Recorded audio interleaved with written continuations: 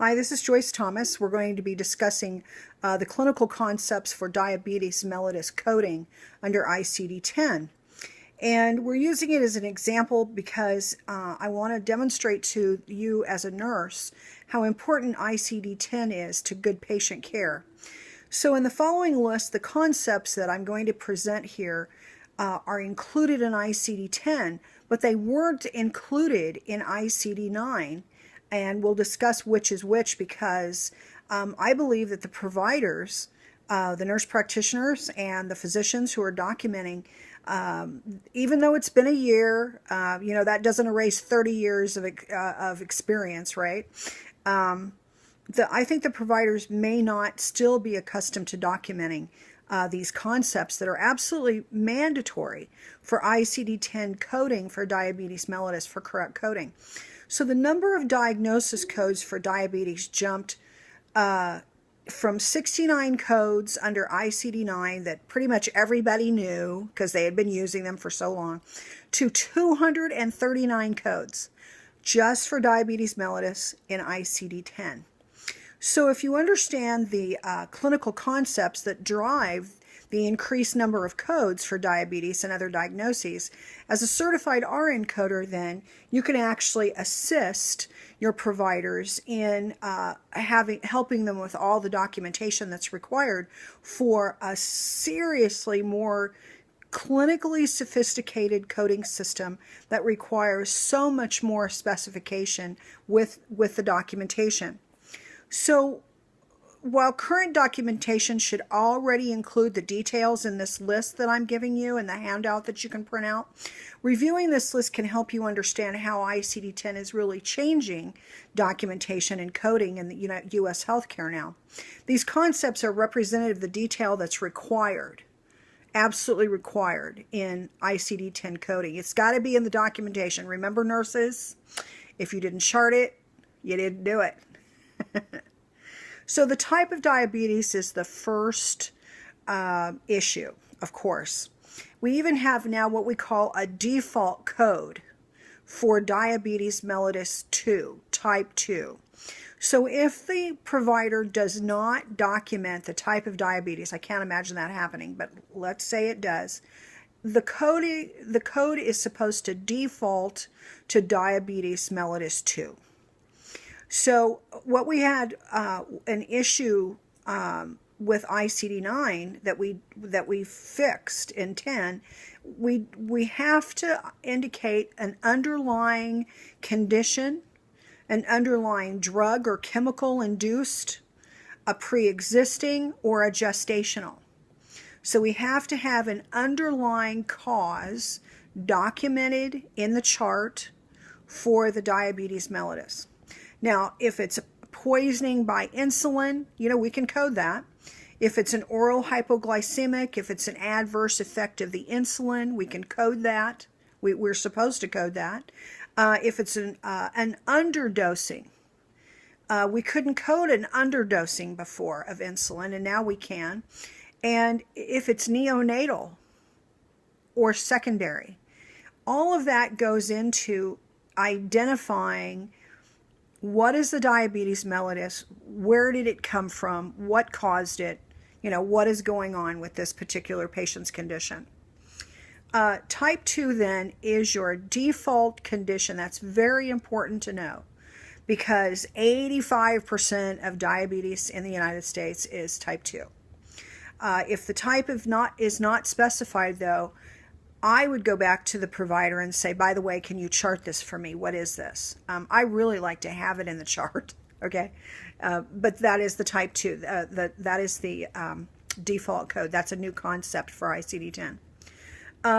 If the patient is pregnant, you must, and diabetic, you have to document the trimester. We couldn't do that before. You guys know I'm a licensed midwife. That drove me nuts for the longest time because I knew it was important as to what was going on with her based on her trimester. And so now we actually must code first trimester, second trimester, third trimester. We can also code childbirth. Isn't that amazing? We can actually code childbirth as a condition. couldn't do that before. And the prepurium or the postpartum. We can also code, of course, antepartum for prenatal and postpartum. So that is important when you're dealing with a patient with diabetes. Even if it's gestational, we think it's temporary. We think it's the placenta, mediating back and forth for the baby. We still have to document that in the chart if we're dealing with a pregnant patient, right? So now another issue under diabetes is the neurological and complications. And we can code neurological, but we couldn't code neuropathy. We couldn't code mononeuropathy. We still code, of course, we're going to document polyneuropathy, autonomic polyneuropathy, and coma.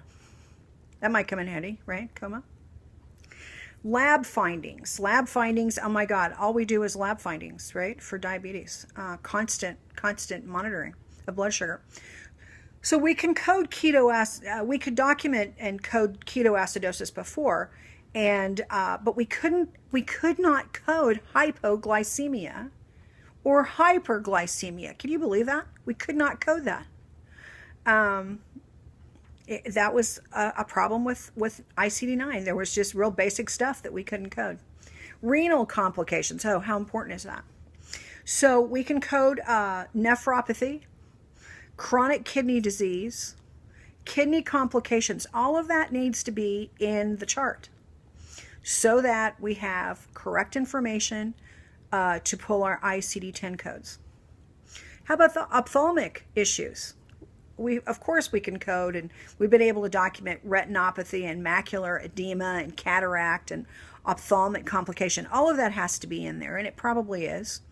But how about proliferative retinopathy? That was hard to code in 9 because we kind of had a 5-digit like non-specific code for that. Background neuropathy should be documented. Severe non-proliferative retinopathy obviously has to be documented if it's in there. So all of this goes, so far, all of this goes into your diabetes coding now under ICD-10. How about vascular complications? How important is that? We could not, I kid you not, we could not code circulatory complications in ICD-9. Now we can. We couldn't code gangrene because we couldn't draw, it was a symptom code, and we couldn't draw it into the diabetes issue except as a symptom, and often it didn't get picked up that way, depending on your payers and all kinds of issues. Now we can code gangrene, we can code peripheral angiopathy. All of that's so important when we're dealing with diabetic patients, right? Skin complications. We couldn't code dermatitis because it was a symptom and it didn't track to the ICD-9 for diabetes. A foot ulcer. It's like foot ulcer. I can't draw a correlation here. Skin complications, skin ulcers, all those were considered symptoms. They were not part of the diagnosis for diabetes. Now they are, as long as they're documented. Joint complications. We couldn't code neuropathic arthropathy or arthropathy, period. We couldn't draw that to the ICD-9 diabetes. Now everything's lined up, it's in there, but you have to document it, right? So then diabetic control, diet controlled, insulin controlled, you have to document that now. Is it uncontrolled? Is it controlled? That's all part of the documentation, that the nurses are in a perfect position to make sure this gets in there, that gets in the chart, okay? Oral complications. So oral complications, periodontal disease. Now we know we have to watch that. And encounters, you must document, especially your outpatient or your physician encounters. So there's a code for initial encounter, subsequent encounter, and a sequel. So this is some information about a very common issue in the United States. A lot of patients have diabetes too. That's why it became the default diabetic ICD-10 code. And I want you to know that nurses are always going to be the best coders for ICD-10. Absolutely. Do not use the little lookup, little widgets that you see on various websites, because they do not track to the most specific codes. They only track to the non-specific codes.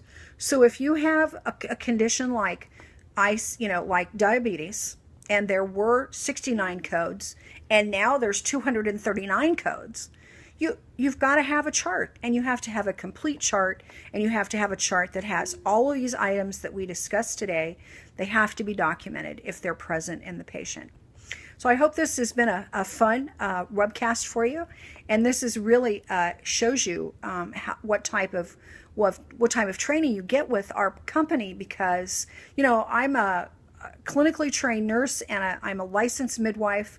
I've been running medical groups for over 30 years, and I really like working with nurses in coding. I've been doing that for 15 years, and I'm going to keep doing it, because you know what? We have the internet, and it's just wonderful. So I hope you consider signing up for one of our courses. Thank you for joining us. Bye-bye.